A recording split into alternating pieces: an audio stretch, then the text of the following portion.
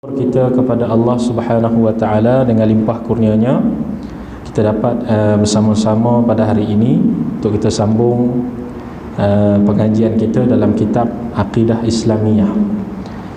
Ganti kepada ustaz pada malam inilah.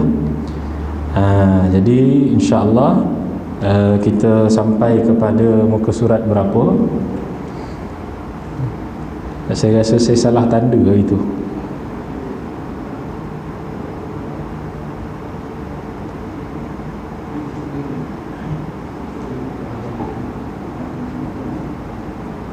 Ada tanda itu?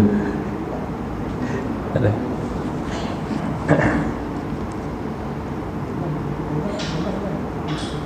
Apa?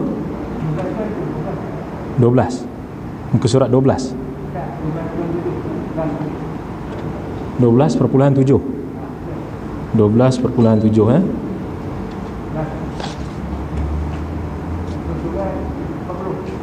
Ke surat 40. Kena dah ni.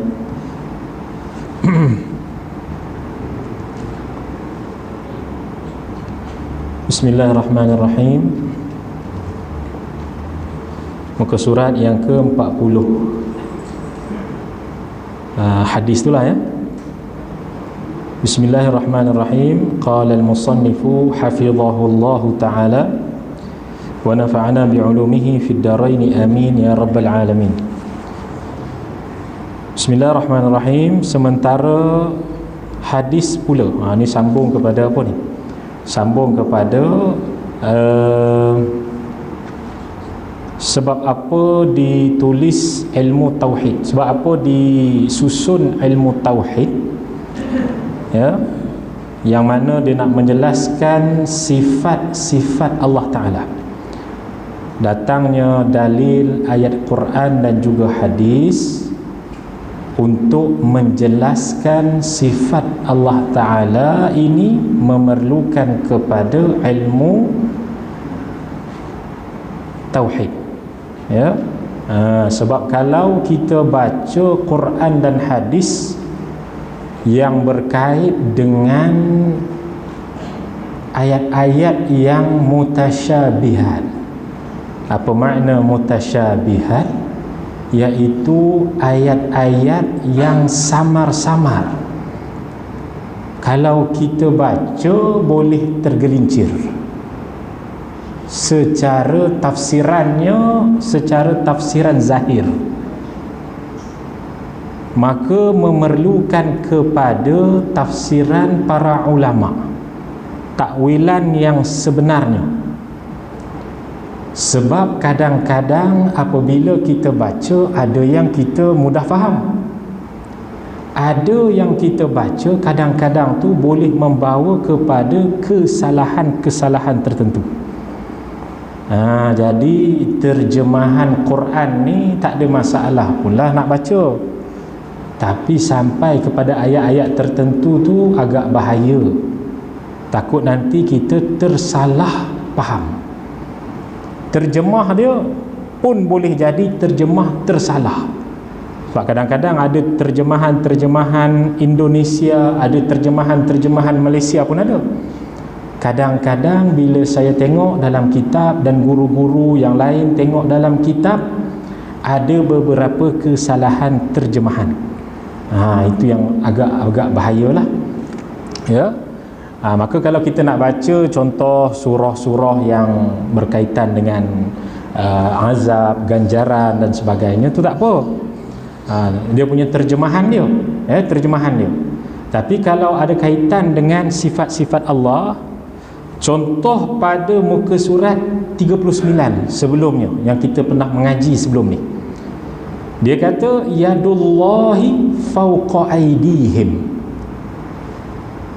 Kalau kita terjemah zahir ayat Quran ni, bermakna Allah Ta'ala ada tangan. Apa makna yad? Yad itu maknanya tangan. Bila kita sebut yadullah, tangan Allah, fauqa, di atas, aidihim, tangan-tangan mereka. Kita pun baca terjemah dia, Allah ada tangan, ya. maka memerlukan kepada penafsiran para ulama. Sebab itu ada hadis baginda Rasulullah sallallahu alaihi wasallam menyatakan, man fassara al-Quran bi ra'yihi falyatabawwa maq'adahu minan nar. Sesiapa yang mentafsirkan Al-Quran dengan pandangannya sendiri, bukan dengan pandangan para ulama, bukan dengan telunjuk daripada para ulama, falyatabawwa maq'adahu minan nar, maka telah menyedia oleh dia maka telah disediakan kepada dia tempatnya di dalam neraka.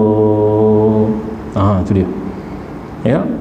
Kadang-kadang hari ini kita tengok ada golongan kita panggil dengan nama Qur'aniyin ataupun Qur'aniyun, yang mana mereka ini memegang Quran sahaja, hadis dia tak pegang, dan mereka menafsirkan Al-Quran itu dengan akal mereka sendiri. Ada pula golongan yang pegang kedua-duanya, Quran dan hadis pun ada,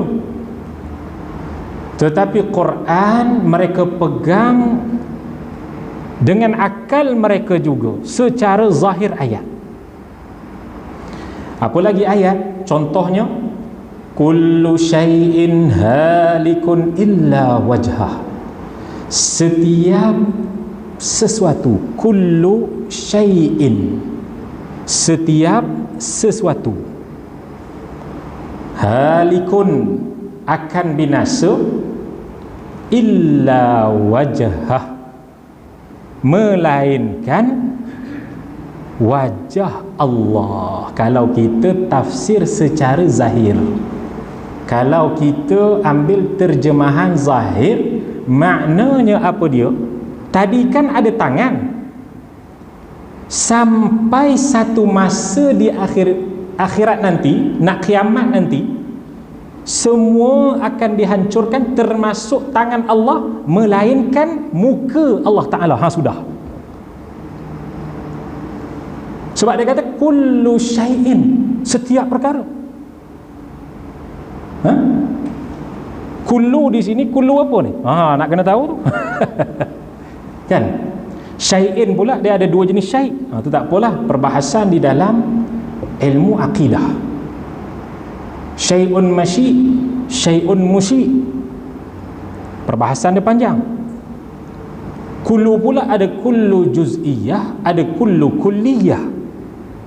Kullu yang membawa makna kesemuanya, dan kullu yang membawa makna sebahagian. Tetapi apabila diletakkan kullu di hadapan, kemudian ada kalimah illa setelahnya, iaitu kalimah istisna, huruf istisna, iaitu mengecualikan. Maknanya apa dia? Semua hancur kecuali wajah. Itu faham dalam bahasa Arab. Ya? Kalau kita baca macam tu saja, tangan Allah pun akan hancur, kaki Allah hancur, lagi apa lagi? Macam-macam lah. Kalau kita baca dalam beberapa kitab golongan mujassimah yang menjisimkan Allah Ta'ala, antaranya dalam kitab Qawaidul Mufla, antaranya dalam kitab Fathur Rabbul Bariyah,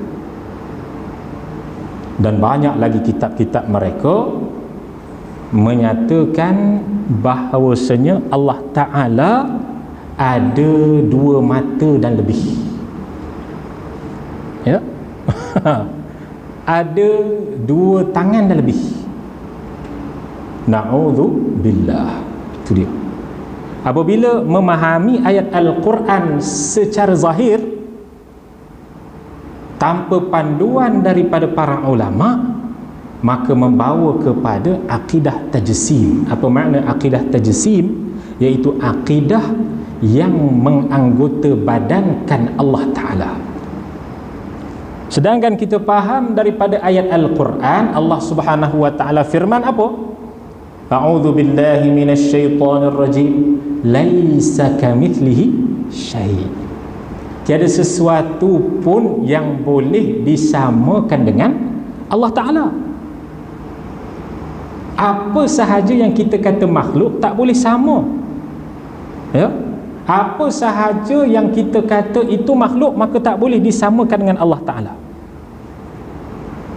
Termasuklah anggota badannya, termasuklah kita ini bertempatnya. Sebab sesuatu yang beranggota badan, dia mestilah datang daripada partikel-partikel yang kecil. Boleh faham? Kalau kita cincanglah, contohnya kita cincangkan apa namanya, jari kita ni, ya, kita cincang sampai kepada partikel yang paling kecil. Maka partikel yang paling kecil ini dia mempunyai tempatnya sendiri. Bila dia mempunyai tempatnya sendiri, maka dia ini berhajat kepada tempat. Boleh faham? Kalau kita kata Allah juga partikel, Allah juga adalah beranggota badan, maka Allah juga daripada ajza-ajza ataupun daripada jirim-jirim, daripada partikel-partikel. Bila Allah daripada partikel, makanya apa? Partikel tersebut berhajat kepada apa? Kepada tempat. Contoh kita kata virus lah, corona ni kan ya, yang kita tak nampak ni, dia juga berhajat kepada ruang diri dia. Dia maknanya dia berhajat kepada apa? Kepada tempat. Kalau dia tak berhajat kepada tempat, macam mana dia nak ada?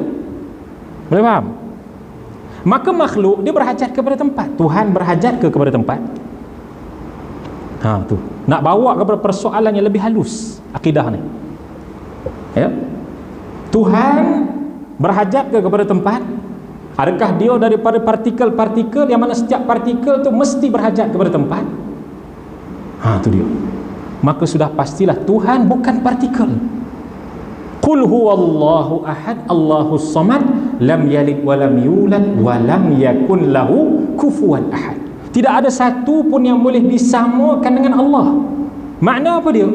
Apa sahaja yang kita kata tentang manusia, manusia dia ada anggota, dia daripada partikel-partikel, dia ini berhajat kepada tempat, dia berhajat kepada arah, dia berhajat kepada ruang, masa, waktu, hajat, ini semua lemah. Boleh faham?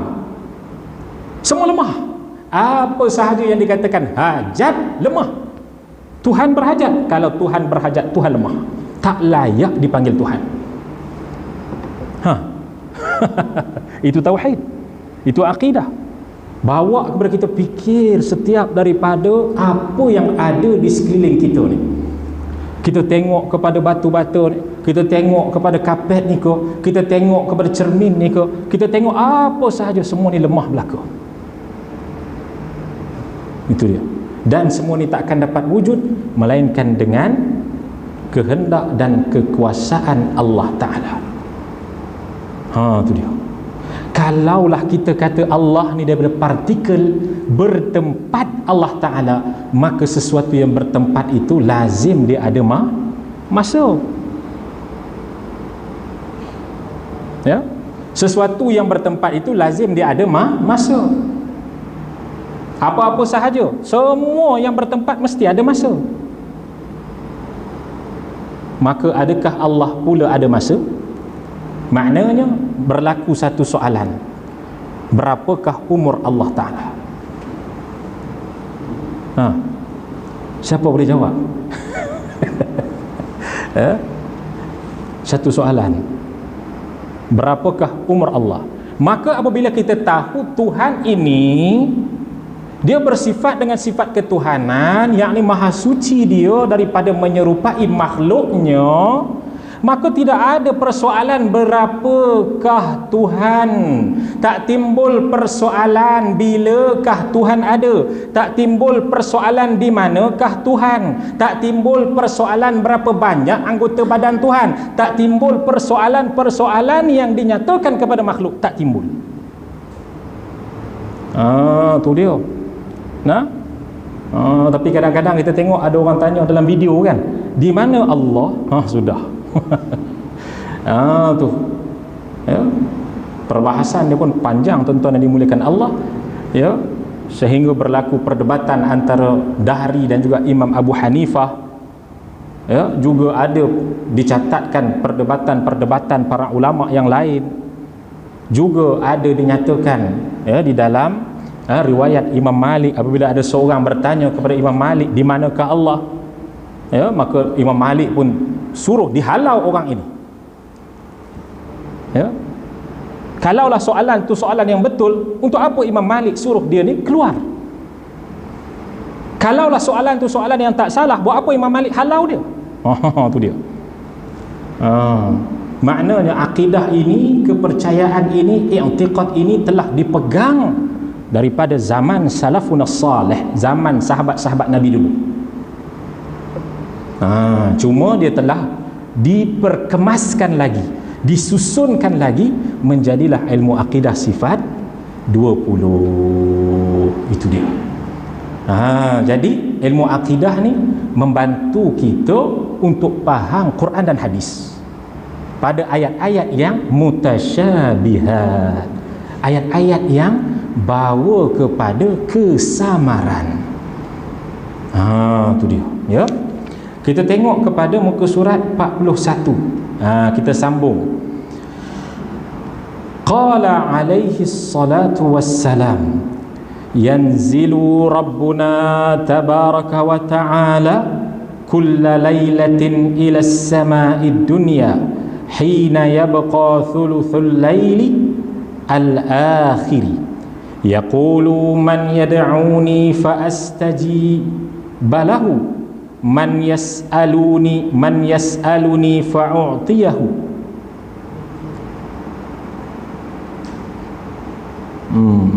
Man yastaghfiruni fa'aghfira lahu. Itu dia riwayat Bukhari, ada di dalam bab solat qasar, dan dalam Sahih Muslim di dalam bab solat orang musafir. Okey. Dikatakan di sini apa dia? Mafhum hadisnya, sabda Rasulullah sallallahu alaihi wasallam, Allah Subhanahu wa taala turun ke langit dunia. Itu dia. Pada sepertiga akhir setiap malam, sambil berfirman, siapakah yang berdoa kepadaku, nescaya aku perkenankan. Siapakah yang meminta kepadaku, pasti akan ku berikan. Siapakah yang memohon keampunan, akan aku ampunkan dosa mereka. Hadis ni banyaklah kita kata ya digunakan sebagai hadis yang menerangkan kelebihan orang yang solat di sepertiga malam. Yang jadi perbahasan di sini apa dia? Iaitulah Allah turun. Allah apa? Allah turun ke langit dunia. Kalau faham secara zahir hadis ni, maknanya apa? Allah itu daripada langit yang atas turun dia ke langit dunia. Kalau kita faham secara zahir. Tapi apa kata para ulama? Apa kata Imam Nawawi dan sebagainya? Banyak perbahasan para ulama dalam hadis ni, mengatakan yang dimaksudkan di sini bukanlah Allah turun, tetapi rahmat Allah yang turun. Kadang-kadang kita ada tampal di masjid, kan? Orang pun tengok, oh Allah turun. Ya. Jadi kadang-kadang ada di kalangan mereka yang berkata, oh Allah turun sekarang ni, jom kita tahajud. Macam mana?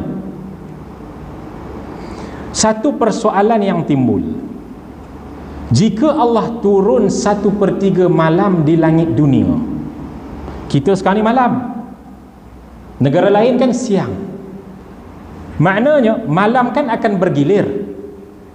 Bila pula Allah naik ke atas?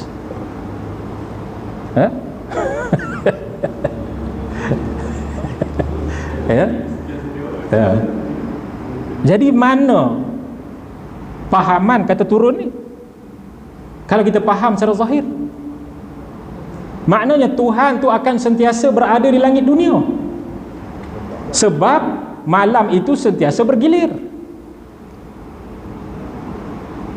Jadinya tuan-tuan yang dimuliakan Allah, maka memahami Quran dan hadis memerlukan panduan daripada para ulama. Sebab itulah ulama-ulama muhaddithin, para ulama hadis, mereka mensyarahkan hadis ini bukanlah Tuhan yang turun, kerana mustahil Tuhan tidak bertempat. Ya, mustahil kalau Tuhan bertempat. Kerana seperti mana kita katakan tadi, apabila Tuhan bertempat, maka Tuhan ini sudah jadi seperti makhluk, berhajat kepada tempat. Dia yang ciptakan tempat, kemudian dia berhajat kepada tempat. Macam tu. Tuhan yang menciptakan tempat, kemudian Tuhan pula berhajat kepada tempat. Subhanallah. Bila kita kata setengah daripada golongan yang mengatakan Tuhan berada di langit yang paling atas, Tuhan berada di arash, dikatakan arash itu adalah makhluk yang paling besar katanya. Daripada ayat Al-Quran juga mereka ambil Ar-Rahmanu 'alal 'arsy istawa. Mereka tafsirkan secara zahir, Tuhan yang bersifat Rahman 'alal 'arsy istawa, di atas arash istawa. Mereka letakkan makna istawa ini adalah julus, iaitu apa? Duduk. Maka kalau kita baca dalam kitab mereka, contohnya dalam kitab Qawaidul Muthla, kitab-kitab golongan yang menjisimkan Allah, menganggotabadankan Allah ini, mereka kata apa? Mereka kata Allah duduk di atas kerusi, meletakkan dua tapak kakinya, sehingga kerusi tersebut berbunyi krik krik krik. Kerana apa? Kerana terlalu beratnya menanggung Allah Ta'ala. Hampir patah kursi itu. Tuan-tuan boleh baca dalam kitab mereka. Di rumah saya ada lebih kurang 3 kotak besar kayu, meja ni, semua adalah kitab-kitab Mujassimah. Senang cerita, golongan Wahabiyah. Ya, golongan apa? Golongan Wahabiyah. Ya. Ini saya terus terang direct cakap. Mujassimah itu adalah golongan siapa? Golongan Wahabiyah. Yang kata bid'ah, tahlil bid'ah, maulid bid'ah, talqin bid'ah, yang tu bid'ah, yang ni bid'ah. Tuan-tuan jangan ingat mereka ini hanya membid'ahkan amalan-amalan yang ada khilaf dalam fiqh, tetapi juga mereka ini berakidah dengan akidah yang terkeluar daripada Ahlus Sunnati wal Jamaah. Itu dia. Sebab tu kalau tuan-tuan tengok di Negeri Sembilan kita ni, tuan-tuan jumpalah semua tuan-tuan guru kita, Tuan Guru Sofhan, Ustaz Sofhan bin Halim, tuan-tuan jumpa Tuan Guru Dr. Yusri Mazlan, tuan-tuan jumpa Tuan Guru Syekh Abdul Rauf bin Nurin, tuan-tuan jumpa semua tuan-tuan guru di Negeri Sembilan ni, semua sepakat menolak Wahabi. Itu dia. Malah ada fatwa di dalam Jabatan Mufti Negeri Sembilan, Wahabi ini tak diterima di dalam fahaman di Negeri Sembilan. Jadi tuan-tuan yang dimuliakan Allah Subhanahu wa taala, mereka kata apa? Tuhan berada di langit yang dinamakan langit tersebut langit yang paling tinggi, iaitulah arash. Arash. Satu persoalan, bukan satu persoalan, saya berikan beberapa soalan yang mudah untuk tuan-tuan fikirkan. Ya. Tapi kalau tuan-tuan fikirkan, memang takkan dapat jawapannya. Ya, sebab mustahil. Yang pertama, perkara yang mustahil adalah Tuhan telah ciptakan makhluk, kemudian Tuhan berhajat kepada makhluk. Mustahil. Tuhan telah ciptakan arasy, kemudian Tuhan berhajat untuk duduk di arasy-Nya. Pertama, dah mustahil. Yang kedua, kalau Tuhan itu bertempat, seperti mana kita katakan tadi, lazim bertempat, mesti ada masa. Itu yang kedua. Yang ketiga pula tuan-tuan yang dimuliakan Allah, bila kita kata Tuhan duduk, maka Tuhan ini daripada partikel-partikel. Kerana sesuatu yang berhajat kepada tempat itu mestilah partikel. Maka Tuhan ini dia adalah dijadikan, sudah dah dijadikan lah maknanya. Sebab sesuatu yang berpartikel ini sudah pasti bukan Tuhan. Maknanya kalau Tuhan itu berpartikel, dia bukan Tuhan. Subhanallah. Ya. Itu soalan yang keberapa tu? Yang ketiga. Yang ketiga, ya. Yang keempat, tuan-tuan yang dimuliakan Allah, ada satu orang yang menjisimkan Allah Ta'ala di Indonesia. Dia kata apabila Bilal mengazankan azan, Allahu Akbar, Allahu Akbar, akbar di situ maha besar. Kita faham apa? Kita faham maha besar itu dengan makna keagungan Allah. Itu dengan nama maknawi, iaitu kehebatan, keagungan, kekuasaan, kemuliaan yang tersangat agung bagi Allah Subhanahu wa taala. Kita faham kat situ. Tapi yang dia faham apa? Yang dia faham Tuhan ni saiz dia besar sangat. Ya. Itulah akidah yang menjisimkan, menganggota badankan Allah Taala. Dia kata Tuhan ni, dia punya badan dia besar sangat. Subhanallah. Mereka yang mengatakan Tuhan boleh mengecilkan badannya sehingga boleh hinggap di atas sayap nyamuk. Ya, dalam kitab mereka. Ini dalam kitab yang lebih atas lagi, lebih awal lagi, kitab-kitab mereka. Ya. Jadi tuan-tuan yang dimuliakan oleh Allah Subhanahu wa taala, apabila mereka mengatakan Allah Subhanahu wa taala ini bertempat, kemudian adanya saiz, maka di sini bagi mereka maha besar itu dengan makna saiznya maha besar. Bagi mereka, maka kita nak tanyakan di sini, bila dikatakan Allah duduk di atas arasy, adakah arasy lebih besar atau Allah lebih besar? Kalau arasy lebih besar, maknanya Allahu Akbar tu tak ada. Allah lebih besar tu tak ada. Sebab apa? Sebab arasy lebih besar.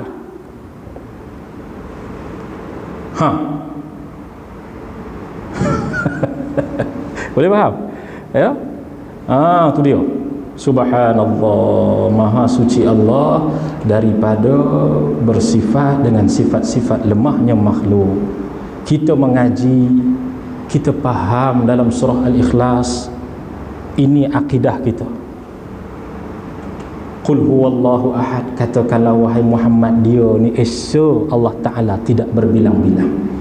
Allahus Samad, semua manusia perlukan kepada dia, semua makhluk berhajat kepada dia, dia tak berhajat kepada makhluk pun. Allahus Samad tu faham elok-elok. Lam yalid walam yulad, tiada beranak dan tiada diperanakkan. Walam yakul lahu kufuwan ahad, tiada satu pun yang boleh disamakan dengan dia. Tu dia. Itulah akidah kita, akidah Ahlus Sunnati wal Jamaah. Banyak lagi persoalannya, tapi tak apalah, sikit-sikit sudahlah. Ya. Tu dia. Satu lagi soalan saya bagi. Satu lagi soalan, ya. Jika Allah berada di atas arasy, Allah bertempat di atas arasy, bukankah tempat itu lebih kuat dari Allah kerana boleh menahan beratnya Allah? Sudah. Ya? Bukankah arash itu dia boleh tahan Allah? Sedangkan kita kata Allah Maha Kuasa, Allah Maha Besar. Bagi mereka Allah Maha Besar, saiznya lebih besar, lebih kuat, lebih agung, lebih hebat. Tapi arash boleh tahan Allah. Bukankah ada liberal yang bertanya, golongan yang tidak mempercayai Tuhan bertanya, bolehkah Tuhan menciptakan satu batu yang mana Tuhan tak boleh angkat? Ya? Seolah-olah membenarkan pegangan orang-orang liberal yang mana Tuhan boleh cipta arash, yang mana arash itu boleh mengangkat Tuhan. Boleh menampung Tuhan. Hebatnya arash, ya? Maka menunjukkan kepada arash ini lebih kuat daripada Tuhan. Bawa kepada kesimpulan Allah bukan Tuhan, arashlah yang Tuhan. Tuan-tuan pun fikir astaghfirullahalazim dalam hati, Masya Allah, tak boleh kata macam ni, na'udzubillah. Ginilah yang kita faham kalau kita faham dengan cara macam tu. Itu kena hati-hati bab akidah, ya, hati-hati bab akidah. Jadi tuan-tuan yang dimuliakan Allah Subhanahu Wa Taala, saya nak cerita tentang hadis ni secara detail sedikitlah supaya kita boleh memahami apa perbahasan dalam ilmu akidah. Bukan sekadar kita ini mengaji sifat 20 yang tuan-tuan dengar Allah wujud, qidam, baqa', mukhalafatuhu. Kalau tuan-tuan betul-betul faham sifat 20 ini, tuan-tuan insya-Allah akan dapat memahami cara-cara untuk menolak akidah-akidah yang terkeluar daripada Ahlus Sunnati wal Jamaah. Sebenarnya sifat 20 ni tuan-tuan, dia lebih tinggi lagi sebenarnya, dia punya perbahasannya. Cuma sekadar kita kata di masjid-masjid nak mengangkat kewajipan, itu sahaja, ya. Nak mengangkat kewajipan kita, wajib mengaji tauhid. Itu dia. Seterusnya hadis dinyatakan di sini, seterusnya hadis, la tazalu jahannamu yulqa fiha wa taqulu hal min mazid hatta yad'a rabbul izzati qadamahu. Itu dia.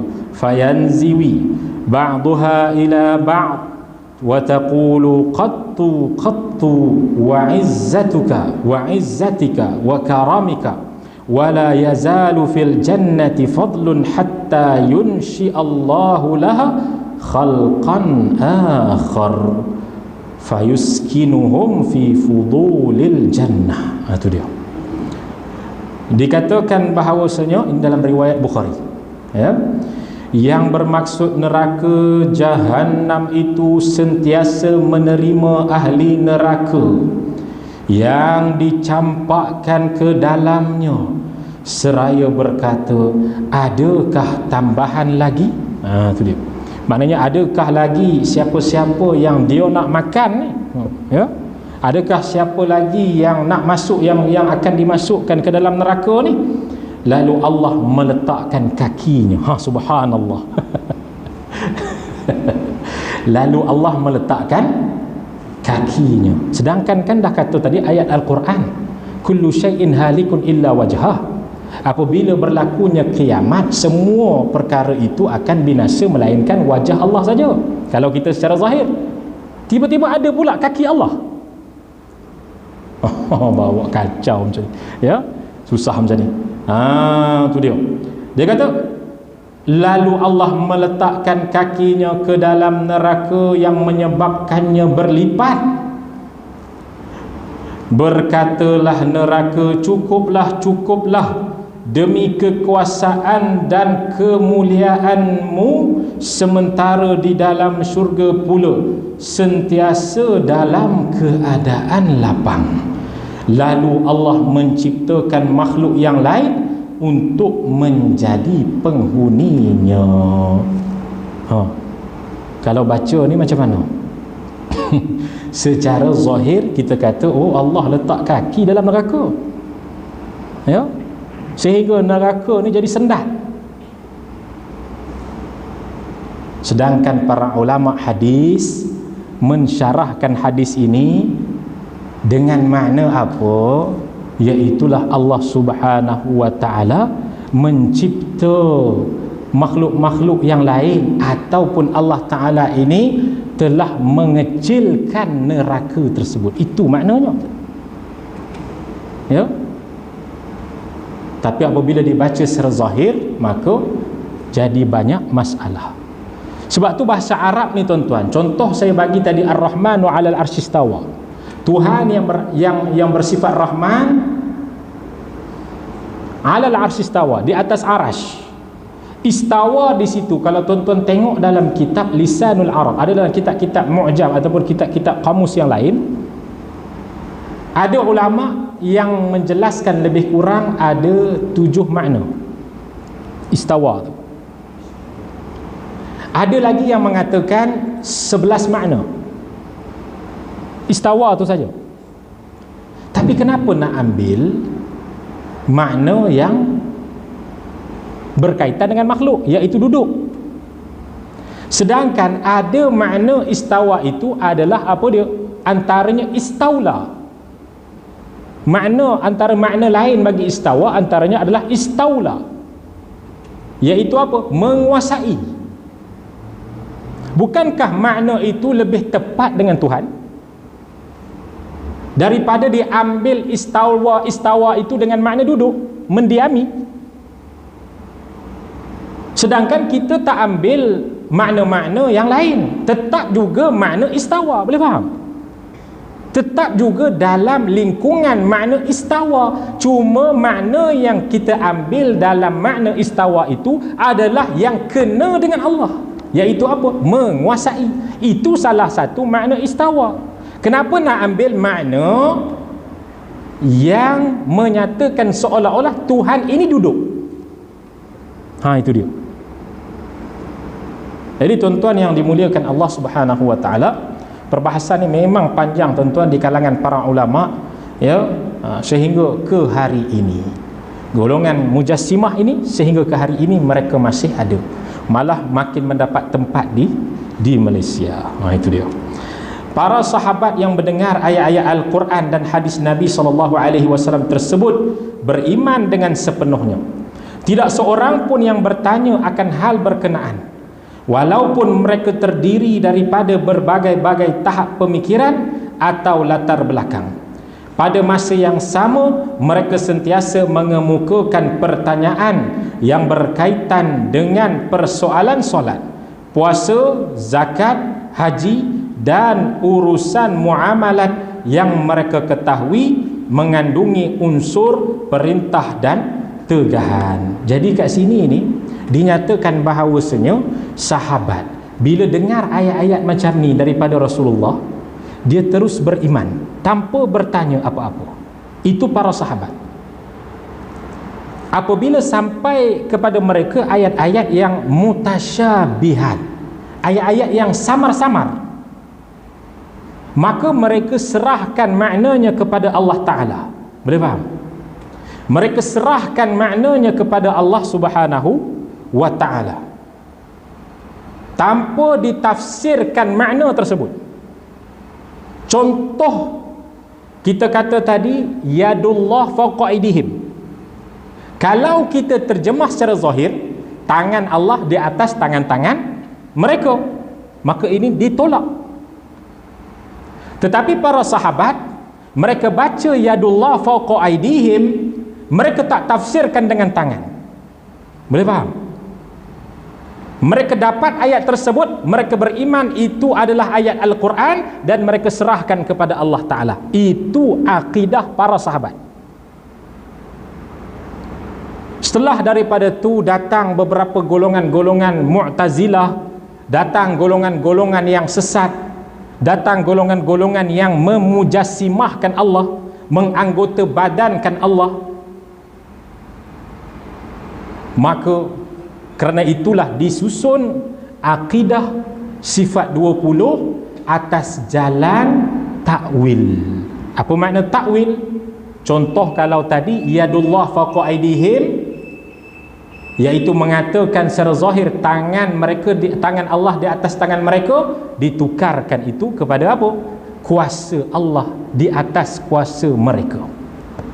Boleh faham? Inilah akidah yang dibawa dengan nama akidah khalaf. Boleh faham ya? Akidah khalaf. Akidah salaf, para sahabat Nabi SAW, itu dengan jalan tafwid. Apa makna tafwid? Kosongkan makna, tak ada tafsir apa-apa. Sampai pada mereka ayat Ar-Rahmanu 'alal 'arsy istawa, ya kami beriman ini ayat Al-Quran, kami tak tahu maknanya melainkan Allah. Selesai. Itu sahabat. Tetapi setelah datangnya fitnah yang banyak, maka para ulama terpaksa menyusun pula akidah sifat 20 ini tuan-tuan, yang dipelopori oleh Al-Imam Abil Hasan Al-Asy'ari menggunakan kaedah takwil. Apa makna takwil? Iaitu meletakkan makna yang sesuai dengan makna tersebut. Lebih kurang macam itulah, meletakkan makna yang sesuai. Apakah ada contoh daripada Nabi? Ya, ada contoh takwilan daripada Nabi. Bisa nak cerita ni tinggilah pula perbahasan dia. Ya. Tuan-tuan boleh faham setakat ni ya? InsyaAllah. Ada contoh daripada Nabi, banyak sebenarnya. Ada hadis Nabi SAW yang Nabi berikan kepada sahabat, kemudian sahabat tanya kepada Rasulullah, banyaklah. Itu mungkin kita perlukan masa yang lebih lagi untuk bahaskan. Ya, cuma ni sekadar saya beritahu jalan akidah kita. Jalan akidah kita sekarang ni sifat 20, iaitu meletakkan makna sesuai bagi Allah Ta'ala. Itu jalanan kita. Jalanan yang sebelumnya itu akidah salaf, yang mana akidah sifat 20 ini adalah kesinambungan daripada akidah salaf. Tak ada lagi apa pun, sama je. Cuma akidah sifat 20 setelahnya sampai ke zaman kita pada hari ini, ia kita kata lebih untuk menjawab golongan-golongan yang melakukan fitnah dalam akidah. Boleh faham? Sebab itulah kita kena mengaji sifat 20. Sebab apa? Bila kita mengaji sifat 20, kita kenal, oh ni salah, oh yang tu salah. Zaman Nabi SAW dulu, Nabi ada. Ya, apa-apa perkara ataupun golongan munafik dan sebagainya itu, Nabi menjadi rujukan mereka. Dan sahabat-sahabat mereka faham apabila datangnya ayat Al-Quran, cinta mereka kepada Rasulullah, mereka beriman tanpa tanya apa-apa, tanpa mentafsirkan sesuatu pun. Boleh faham? Itu dia ya. Sebenarnya kitab ni tuan-tuan agak tinggi perbahasan dia sebenarnya. Tapi tak apalah ya, kita cuba untuk merendahkan perbahasan ni ya, agar kita boleh sama-sama memahamilah insya-Allah. Itu dia.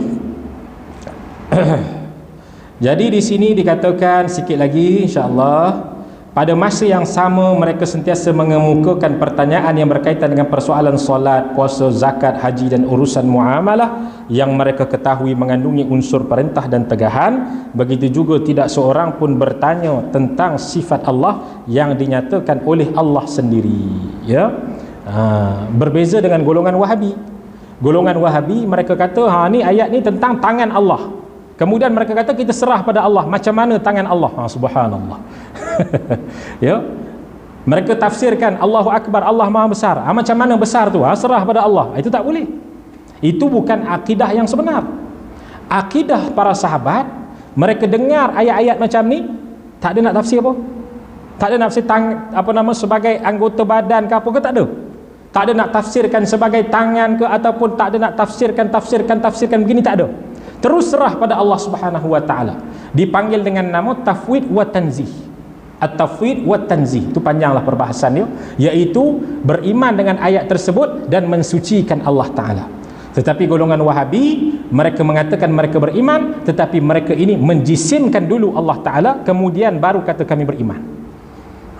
Itu salah perbahasan. Maknanya dia punya perbezaan dia tuan-tuan sangat ketara. Ya, itu memerlukan kepada perincian kitab-kitab yang lebih tinggi. Cuma saya nak sampaikan di sini pun tak sampai kepada tahap yang sepatutnya saya sampaikanlah sebenarnya. Itu dia. Tapi tak apalah, sekadar kita kata pengenalan sahajalah, pengenalan ya. Supaya kita faham apakah manhaj ataupun apakah perjalanan akidah kita. Itu dia. Begitu juga tidak seorang pun bertanya tentang sifat Allah yang dinyatakan oleh Allah sendiri. Jika terdapat seseorang yang bertanya tentang perkara tersebut, nescaya maklumat itu telah pun diketahui kerana banyak sumber yang boleh menyampaikannya. Tiada maklumat bahawa ada di kalangan para sahabat yang kesamaran dalam memahami masalah tersebut sehingga mendorong mereka bertanya untuk menghilangkan kesamaran atau menjelaskan kekeliruan yang timbul, melainkan pada zaman-zaman selepasnya. Ya. Itu dia. Padahal banyak terdapat hadis yang mengandungi persoalan yang berkaitan hukum halal dan haram, suasana hari kiamat, pembunuhan, fitnah dan seumpamanya. Kerana sahabat mereka faham ayat laisa kamitslihi syai' itu. Tiada sesuatu pun yang boleh disamakan dengan Allah. Mereka dah beriman dengan ayat tu. Kalau datanglah ayat-ayat sama-sama yang lain, segala ayat-ayat yang samar-samar akan kembali kepada ayat muhkamat dipanggil. Apa muhkamat? Iaitu yang dipegang secara putus, yang dipegang secara muktamad, secara yakin. Apa ayat tu? Iaitulah laisa kamitslihi syai'. Tiada sesuatu pun yang boleh disamakan dengan Allah Ta'ala. Bila sampai ayat yang membawa kepada apa? Kesamaran, mereka terus faham ia laisa kamitslihi syai'. Tiada sesuatu pun yang boleh disamakan Allah. Bila mereka sampai kepada ayat Ar-Rahmanu 'alal 'arsy istawa, kalau diterjemahkan secara zahir Tuhan itu berada di atas arasy, sedangkan itu salah, maka golongan sahabat mereka tak mentafsirkan begitu. Mereka terus kembali kepada ayat laisa kamitslihi syai'. Tiada sesuatu Allah. Kerana yang kita imani, yang kita pegang dalam akidah adalah ayat-ayat muhkamat.